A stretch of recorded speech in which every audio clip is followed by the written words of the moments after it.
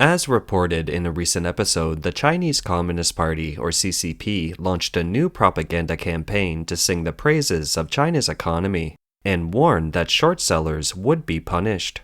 Party leader Xi Jinping appeared at the Central Bank of China and the Bureau of Foreign Reserves.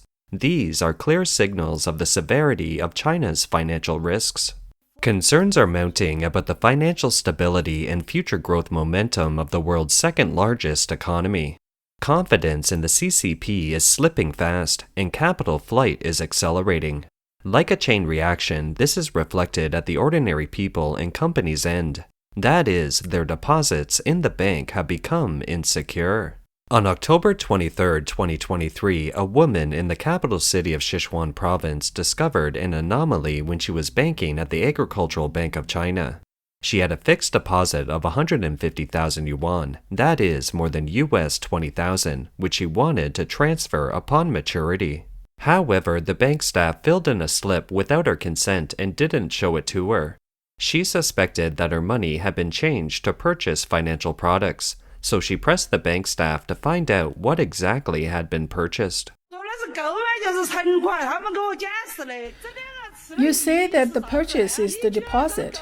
Please explain to me what the terms purchase and deposit actually mean.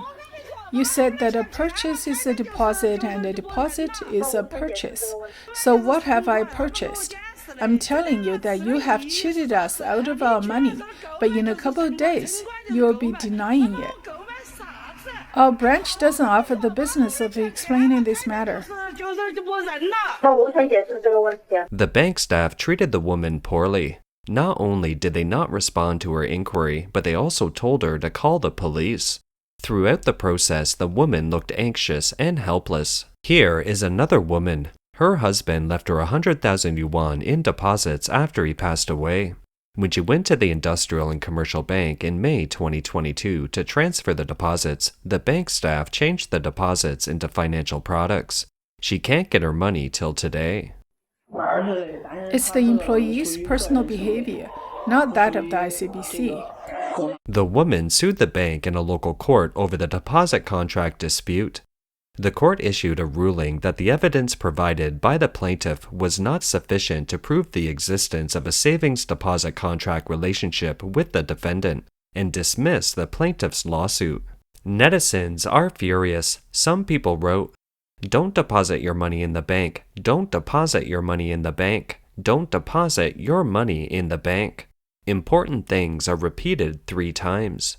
Banks have been selling wealth management products in mainland China for nearly 20 years, and they have always been regarded as principal preservation investments. However, since March 2022, the public has been shocked to find that the wealth management products they bought have incurred massive losses. The original low-risk financial products are now full of traps. This was the scene in Qingdao, the capital city of Shandong province, in 2022. People held banners begging for help. The banners read, "Bank of Qingdao Financial Products lost all of my money. Bank of Qingdao, return my hard-earned money." In fact, it is sort of premeditated that banks' financial products are going to suffer losses. As early as April 2018, the CCP authorities introduced a new regulation. The guiding opinions on regulating the asset management business of financial institutions. The most important point of this regulation is that it clarifies that financial institutions aren't allowed to guarantee principal and return on financial products. That is to say, rigid redemption will no longer be guaranteed, and customers who purchase them need to bear their own risks. That is to say, Chinese banks initially impress people with guaranteed principal in return, and that impression continues to attract customers or leaks to invest with them. Through 15 years of such grooming, the impression of soundness, principal guarantee, and return guarantee has become deeply rooted in people's minds. In the wake of the massive capital flight, the CCP must find money to rescue the debt market. It then changed the rules of the game. Banks no longer guarantee the principal and return of people's investments. Investors who are unaware of the inside story become deadlocked on financial products by following their habitual thinking. This is the end of January 2023. A depositor was similarly tricked into buying financial products by a bank employee. He thought he made a deposit and later took his own life. His family members were protesting in front of the bank. It's not just the general public who gets screwed by financial products, it's also the rich and famous.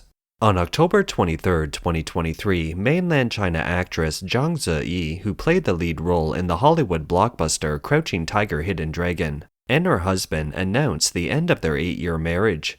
The news rocked the entertainment circle in China. Regarding the reason for the divorce, the couple didn't explain in their public statement. They only mentioned that it was a peaceful breakup and that there was no letdown or betrayal. But it's obviously not without a reason. Something must have happened, and it sparked a lot of speculation from the public.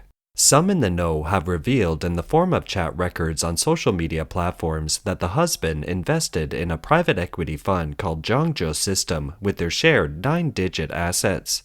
He didn't expect it to explode, which ultimately led to the failure of the marriage between the two. The chat records show that the incident is known in the celebrity circle. Names of other well-known couples were mentioned too. It said these celebrities have lost a lot of money, all in the 8 digits or more. Although some people are skeptical about the leaks, China's Sohu.com reported, "The source is a very special individual. Not only does he have more than 400,000 fans, but he is also the deputy director of a certain company. So his revelation has a certain degree of authority." In addition, the source directly named the individuals involved as if he had a lot of confidence and wasn't afraid of being sued at all.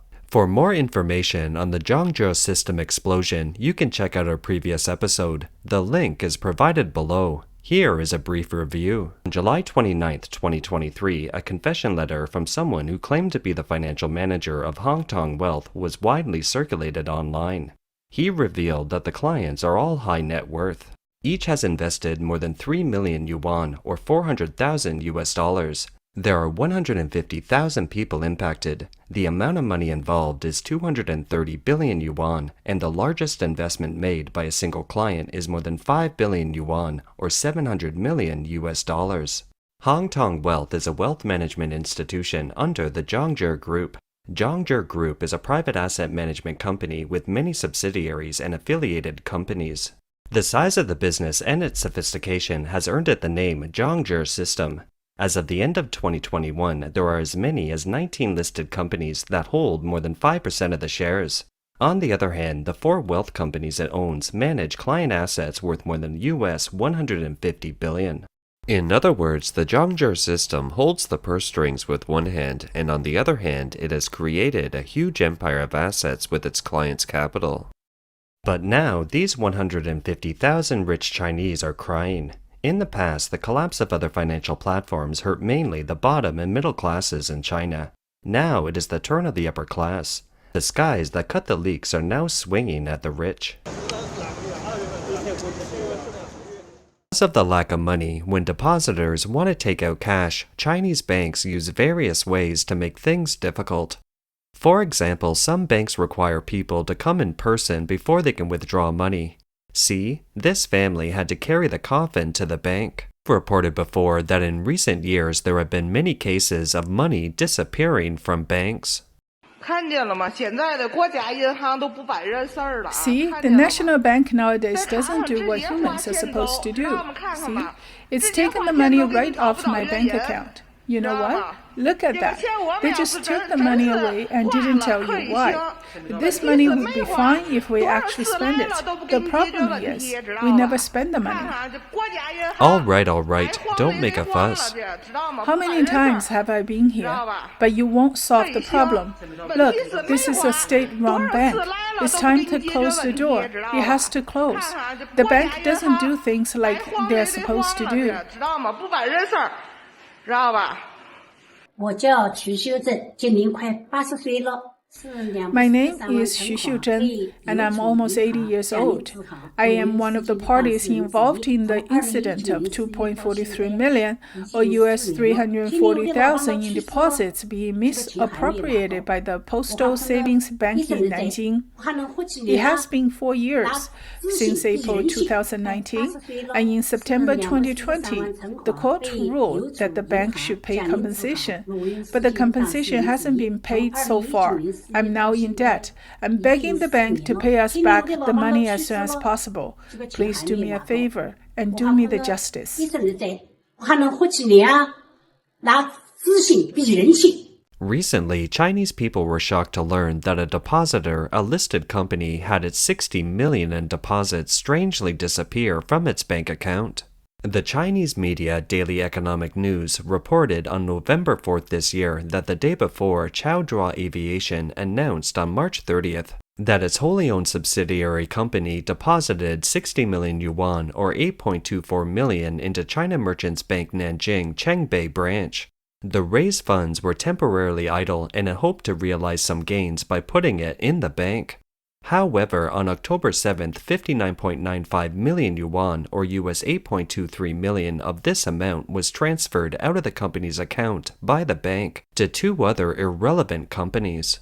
In other words, only 50,000 of the 60 million deposited remains. The victimized company had no knowledge of the bank's dealings when the funds were deposited.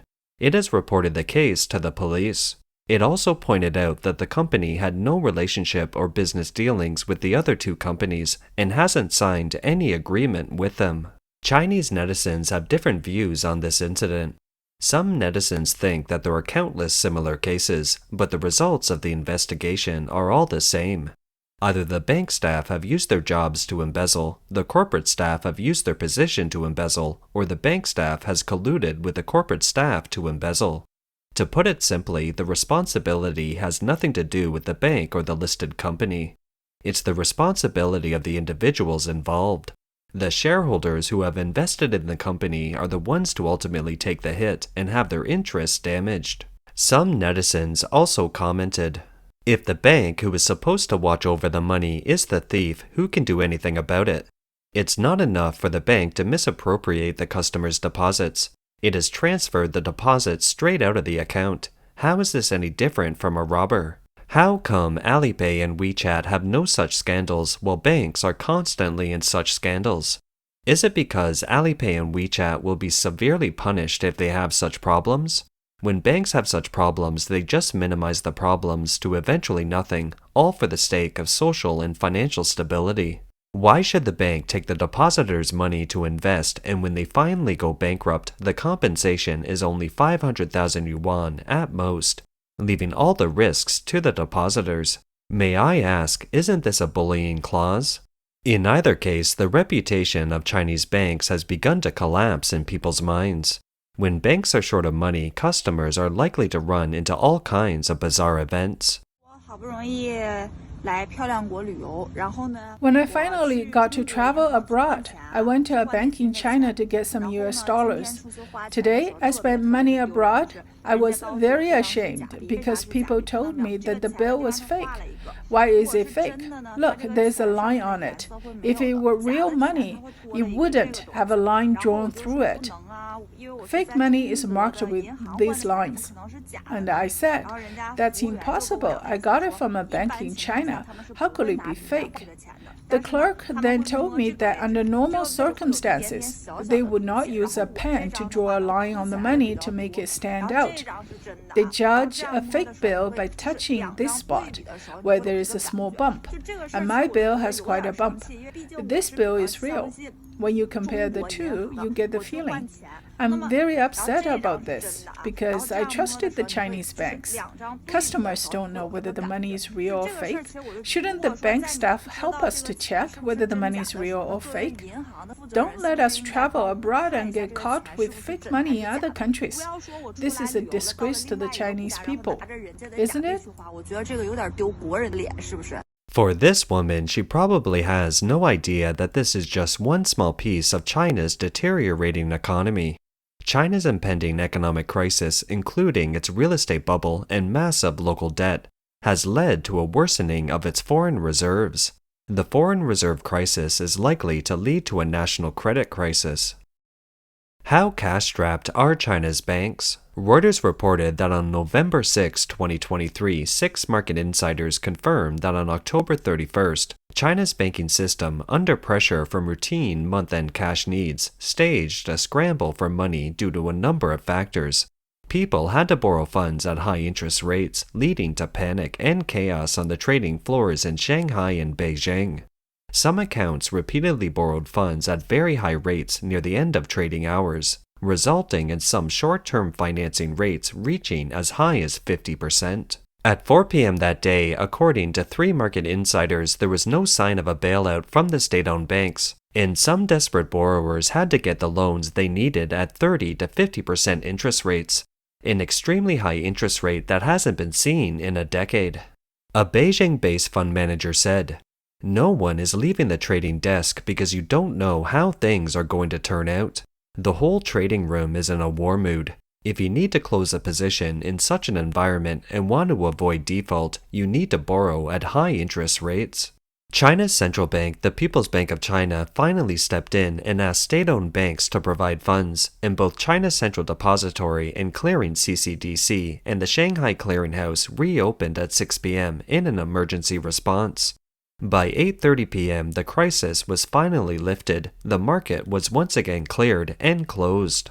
Why did banks in China experience such panic and chaos? We previously reported that in October 2023, the CCP authorities approved the issuance of an additional 1 trillion yuan, or about US 140 billion of treasury bonds. Typically, the central bank offsets the cash crunch caused by additional bond issuance with additional financial support.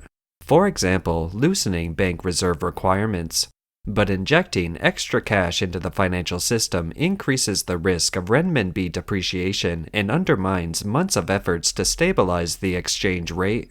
The renminbi has depreciated more than 5% against the dollar this year.